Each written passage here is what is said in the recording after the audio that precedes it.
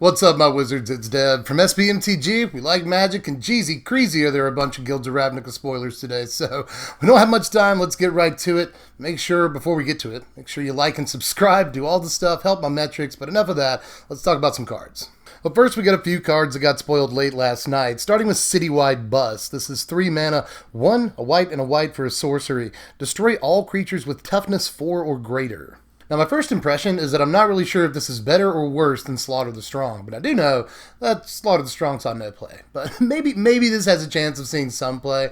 I could maybe see it in control decks, but more often than not, I imagine it might appear in mono-white aggro or Boros sideboards to take care of mid-range decks. If it has a shot, that's it.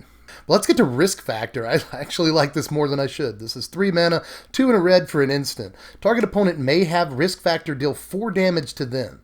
If that player doesn't, you draw 3 cards. Jumpstart. Okay, so Browbeat wasn't exactly great, right, but it is one of the better Punisher cards of all time. And that's not the best distinction ever, I understand, but this looks like a much better Browbeat in most ways, and that's actually kind of playable, especially in a very specific deck. You know, it looks like we might be able to, for realsies, build Izzet Counterburn for the first time in a really long time, you guys, you know. Between this and Shock and Lightning Strike, we saw Ionize the other day, that looks good, you know, throw in a couple more counter spells, and you got a deck. You know, we play mostly at instant speed. We have some decent counter magic in blue right now, not to mention Ionize, which contributes to our burn count, and we kind of got a critical mass of burn spells too. You know, we either draw into more burn, more counter spells, more ops and stuff like that, or we just hit them over the head for 4, which is what we want to do anyway. So I think, especially considering you can just do this at the end of your opponent's turn or at otherwise inopportune times, this card could actually see a good bit of play, again, in a very specific deck, but kind of like the idea of Izzet Counterburn right now. You know, if this is a Turbo Fog meta, which some people are kind of, you know, worried about, then what are Turbo Fog's like worst 2 matches? Control, which it dedicates most of its sideboard to, and Mono Red Wizards, which came towards the end of the format to rise up against Turbo Fog, because it turns out that, you know, Burn is really good against that deck. So just put both concepts together and Turbo Fog will never win another game again. So I'm actually unreasonably excited for cards like this.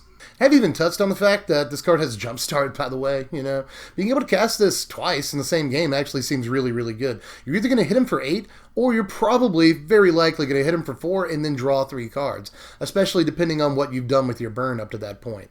And drawing 3 cards is, you may as well be ending the game anyway. You know, if they're at 4 life or less, they have to let you draw the 3 cards or else they lose. And again, they're basically going to lose one way or the other. Well, let's look at Light of the Legion right here. This is 6 mana, 4 and 2 white for a 5/5 flying angel with Mentor. And when Light of the Legion, dies, put a +1/+1 counter on each white creature you control. Alright, I really don't have too much to say about this, other than to point out that it's an obvious, ridiculous bomb in Limited. You know, you can get it at your pre-release, and it's crazy. You know, it's possible that it leaves more power behind than it even had when it was on the battlefield, which is... it's a pretty good sitch for you, but either way, a 5/5 flyer is going to win an awful lot of limited games, so play it there, but I think 6 mana is way too much for standard, and unless there's a good reason to cheat this into play, I don't really see it coming around too often. Let's check out Rhizome Lurcher right here. That's a name. It's 4 mana, 2, a black and a green for a 2/2 fungus zombie. Coming with the creature types this set. It's got undergrowth, and when it enters the battlefield, it gets a number of +1/+1 counters on it equal to the number of creature cards in your graveyard. We've come a long way since Lurgoyf. You know, Lurgoyf was such a good card, like 20 years ago, so it kind of doesn't count. But, I mean, most cards 20 years ago were ridiculous, actually, so it's just kind of weird that Lurgoyf is completely outclassed by this, in pretty much every way except the casting cost. Its power and toughness will never get bigger after it enters the battlefield, so there's that too, but it'll never go lower either. Also, just in terms of flavor, the artist seems to have really taken creative license with what a fungus zombie is. Like, the creature type does not look like the art. The art looks like a Skinwalker or a Wendigo or something, which is really, really cool to me. But at the same time, this doesn't really strike me as a fungus zombie. But up next is Bolt Splicer Mage. This is 2 mana, a blue and a red, for a 2/2 Vidalcan Wizard. And whenever you cast an instant or sorcery that targets only Bolt Splicer Mage, if you control 1 or more other creatures that spell could target, you may choose one of them. Copy the spell when it targets the chosen creature.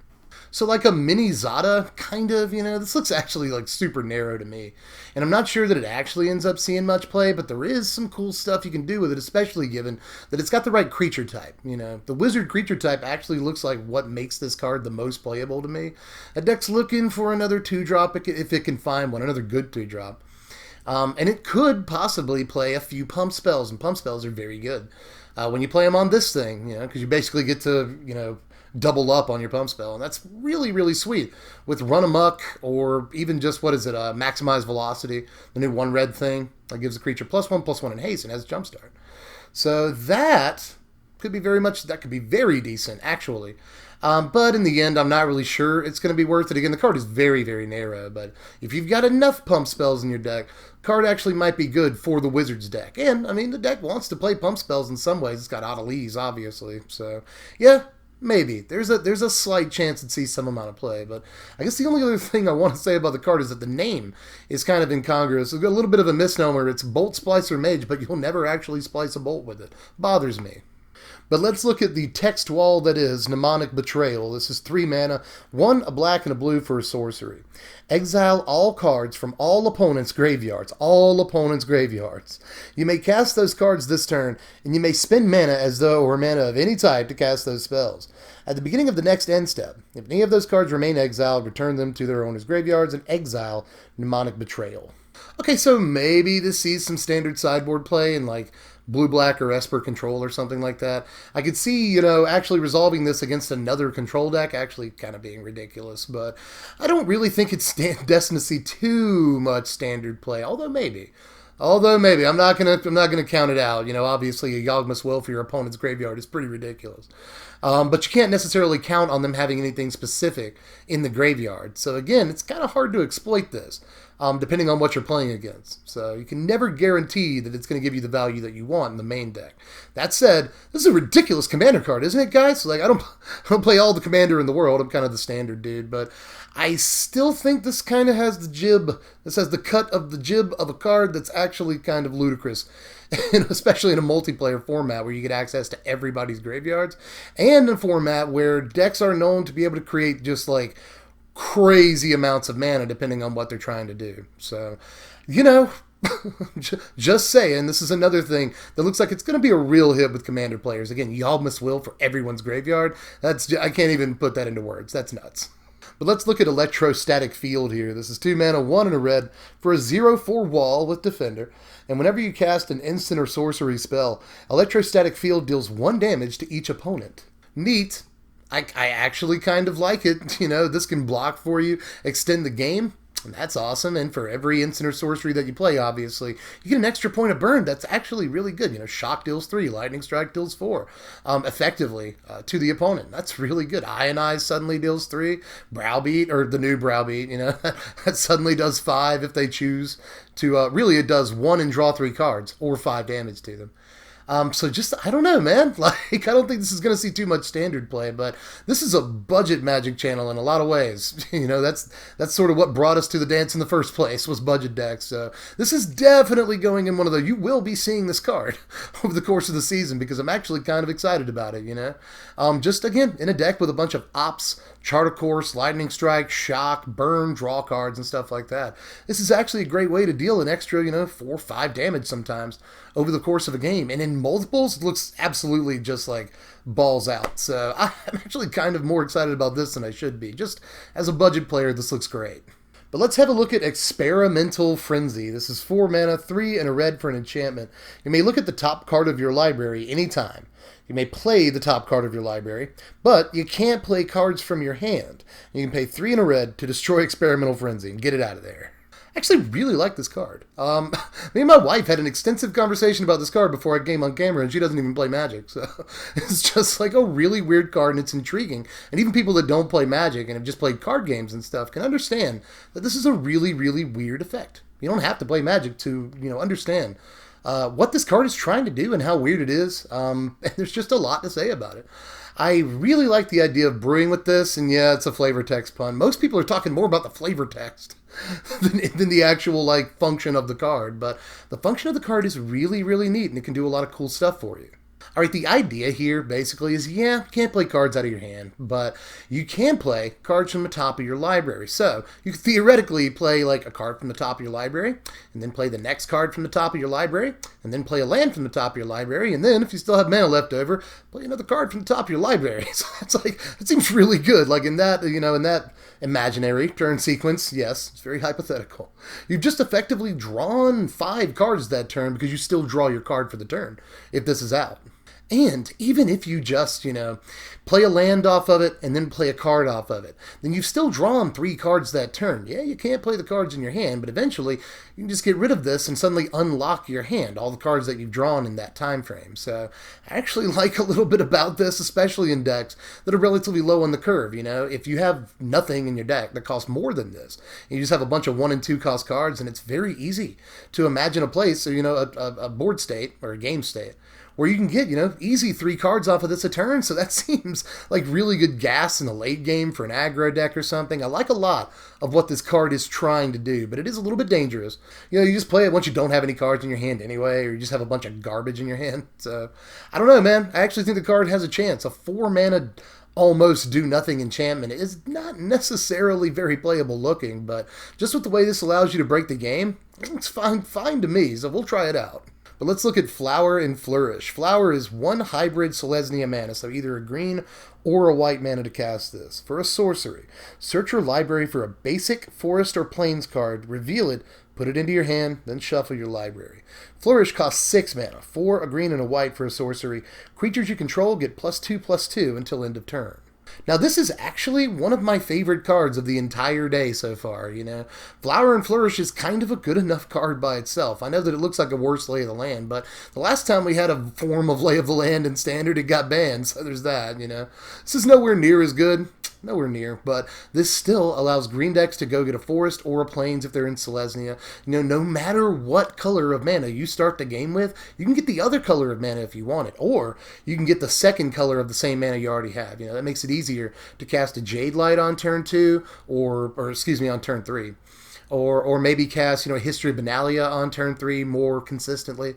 So actually Selesnya, and even just mono green and mono white decks, might want a card like this. And I do want to point out that it's really cool that mono white gets this effect. It's not something that it's had in a really long time. Mono white used to get stuff like Tithe and land tax. It really doesn't get stuff like that anymore. So it's really cool to see, a card like this that could, I guess, lower the land count in mono white aggro decks and stuff. It counts as a spell if you need it to for whatever reason. So I do like a lot about just the first half of this card, and I think it's destined to see some play. But the second half makes it way better, Flourish doesn't look great. 6 mana, sorcery speed, you guys get +2/+2, big deal. But in a Selesnya tokens deck, obviously that's a game-breaking thing to be able to do during your first main phase. But the best thing about it is that it gives a card like this late game relevance, which you usually don't have, If you draw a Lay of the Land on turn 12, it's kind of a terrible top deck, But this is a great top deck on turn 7 or 8 if you've got a good board state set up. And usually cards like this that have that first half kind of ability aren't great in the late game. That's one of the drawbacks to them. But that drawback doesn't exist this time, and that makes this card look really attractive. But check out Plaguespreader, you guys. This is 3 mana, 2 and a black for a 3/2 human shaman with, when Plaguespreader enters the battlefield, each player sacrifices a creature or planeswalker. Each player that can't discards a card. Alright, so this just looks like a way better Fleshbag Marauder in a couple of ways, except for the creature type. A lot of the time that Marauder saw play, it was because of the creature type, so do keep that in mind. But this looks like a great tool against control decks that either play planeswalkers or that we want to make discard cards, and that's literally 100% of control decks. So I can see this coming in from the sideboard, or even seeing play in the main deck. It's got a huge spread of options. It always does something. And if it sacrifices itself to its own ability, that's just another creature in the graveyard for undergrowth. I really think these creatures that are sort of spells are going to be really, really ridiculous in the undergrowth deck. Turn 1 Stitcher Supplier, that's a body and a spell. Turn 2 Glowspore Shaman, that's a body and a spell. Turn 3 this, that's a body and a spell. So I really think that kind of, chord progression, that sort of turn progression is going to be very important for the green-black decks, and this might be an all-star. And before I move on, I should also point out that it gives you a way to deal with like Vine Mare and Carnage Tyrant, other hexproof threats and stuff like that, because it doesn't actually target them. Planeswalkers like Teferi and stuff. That's a good card, you guys. But let's look at Drowned Secrets right here. This is just 2 mana, 1 and a blue for an enchantment. Whenever you cast a blue spell, target player puts the top 2 cards of their library into their graveyard. Well, first of all, note that this says target players, so you can target yourself and just surveil yourself. Mill yourself a couple of cards for every blue spell you cast, which might actually be really important.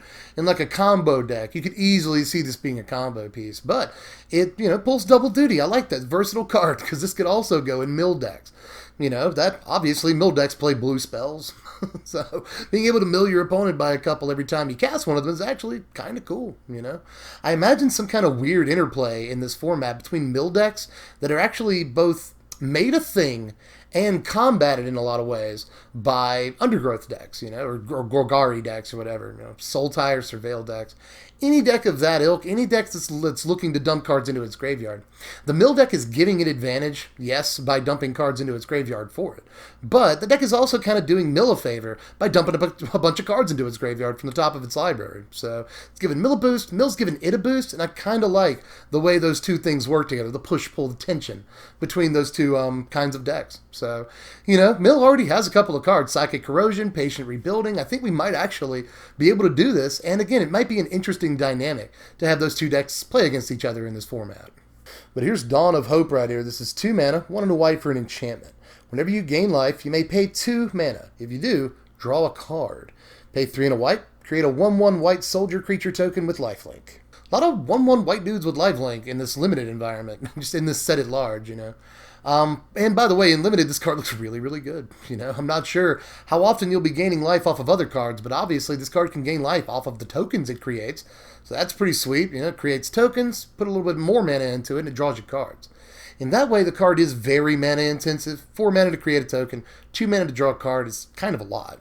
That's if the card is only interacting with itself, drawing cards off of itself, then it's 6 mana for each drawn card, but that's still pretty decent in Limited, and this could actually be a fun way to win games in a control deck or something, but I doubt that's happening anytime soon. As far as the life gain payoff decks, in the next standard, we've actually got a few of them that could work really, really well, and as far as the testing goes, these life gain decks are looking really good in the upcoming format, so this could be a decent, maybe even main deckable way of getting some extra card advantage whenever you gain life. That makes your life gain triggers really, really good. And even, just flooding out the board if you got nothing better to do. That deck needs a mana sink. So I actually really like what this card could mean, the implications of this card for that deck. But honestly, end of the day, I'm not totally convinced we'll see too much of this card floating around Standard. But I'll reiterate that in Limited, this is ridiculous, and it's probably going to win games by itself some of the time. But have a look at Pelt Collector, y'all. This is 1 green mana for a 1/1 elf warrior, and whenever another creature you control enters the battlefield or dies, if that creature's power is greater than Pelt Collector's, put a +1/+1 counter on Pelt Collector. As long as Collector has 3 or more counters on it, it has trample. This is nasty. This is really, really good, People are calling it Experiment 2. It is really reminiscent of Experiment 1, but kind of better in just about every way because you also get a dies trigger on it that checks every time anything dies. That's crazy. That means that some creatures are going to give this thing 2 +1/+1 counters over the course of a game, You play your Steel Leaf Champion, that's a counter. When they actually are forced to kill your Steel Leaf Champion, that's a counter. So the thing is just actually nuts and could easily get to 4/4 or 5/5, I think, It also sort of reminds me of, Champion of the Parish, I think, in some ways. And that card's crazy, So just in a mono green or, again, green-white aggro deck, this is a freaking phenomenal green 1-drop, You're not going to get Llanowar Elves every single turn or every single, opening hand. So this is a great replacement for it, if anything else. I don't know that you want to run 8 green 1-drops, but I know you probably want to run this card if you're playing a bunch of creatures anywhere near, bigger than it. In terms of power and toughness, because this thing could easily get to 3/3 or 4/4. I mean, without even really trying, I think. So this is a great 1-drop, premium 1-drop that could probably see play in formats well beyond Standard. And we haven't actually seen this card for very long. Right before I started recording, they spoiled this card. So I can only imagine some of the implications as far as the different decks and different formats that this card could go super well in. Obviously, it's a decent card in Elves.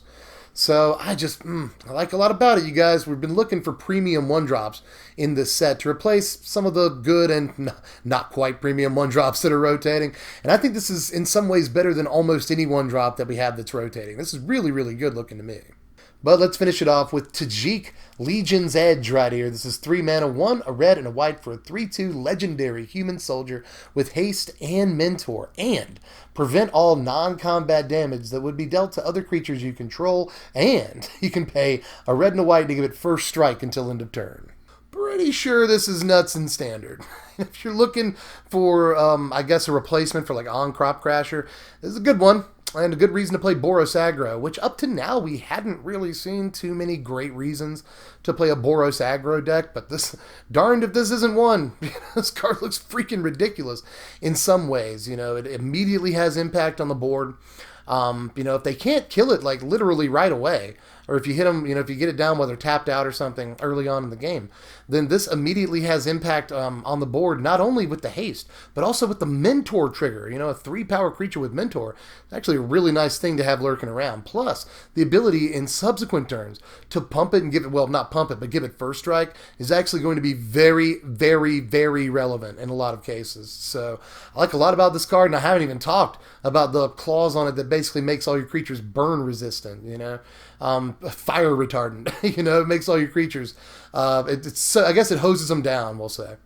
They can't get hit by shock, lightning strike, or any damage-based removal of any kind, which also looks very relevant to me, And if you pair this up with, like, Shalai, seemed like a good combo on curve and everything. Shalai protects this protects Shalai in some ways, so I really like a lot about not only what this card is just doing on its face, but also what you can play around it in standard. Again, just Boros aggro might be a thing now, and it's probably down to this one card, but if you needed a reason to play it, aside from, I guess, Path of Metal or something, and Relentless Raptor, then this is it. As far as cards in this set, I think this is easily the best piece for Boros aggro that we've seen so far. It's extremely aggressive, leaves power behind on the battlefield if all goes well, protects your other creatures in a way, and can take out things like Goblin Chain Whirler and Vine Mare in combat, and that's great. All of that is good and relevant, and this will definitely see play. And yeah, I said definitely see play. I know that that's a bold statement, but I've seen a lot of people saying this card is kind of not very impressive, but I really don't know what you're looking for. This card is 3 mana, 3 power, has immediate effect on the battlefield, 2 different keyword abilities, another static ability that protects your guys, and a keyword ability you can plug into it. Again, for 3 mana, what do you freaking want? The card looks good to me.